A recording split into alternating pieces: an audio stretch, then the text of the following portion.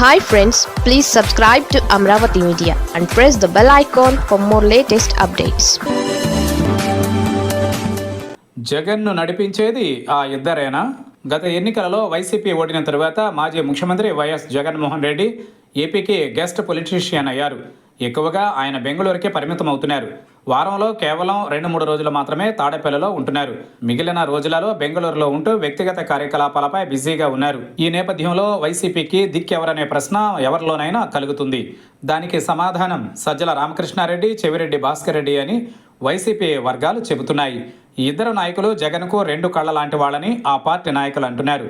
పార్టీకి సంబంధించి SC, ST, BC, మహిళా తదితర విభాగాల నాయకులతో నిర్వహించే సమావేశాలకు గెస్ట్ లెక్చరర్ సజ్జల రామకృష్ణారెడ్డి, అనుబంధ విభాగాల అధ్యక్షుడిగా చెవిరెడ్డి భాస్కర్ రెడ్డి అన్నింటినీ సమన్వయపరుస్తుంటారు.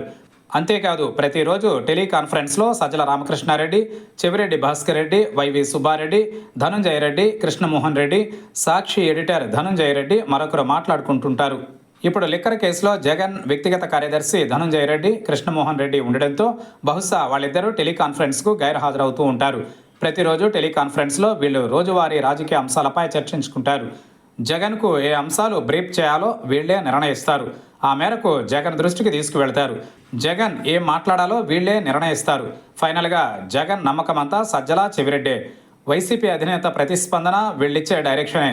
ఇటీవల కాలంలో జగన్ తాడేపల్లిలో ఉండడం తక్కువ కావడంతో సజ్జల, చెవిరెడ్డిల ప్రాధాన్యం వైసీపీలో పెరిగిందని ఆ పార్టీ వర్గాలు చెబుతున్నాయి.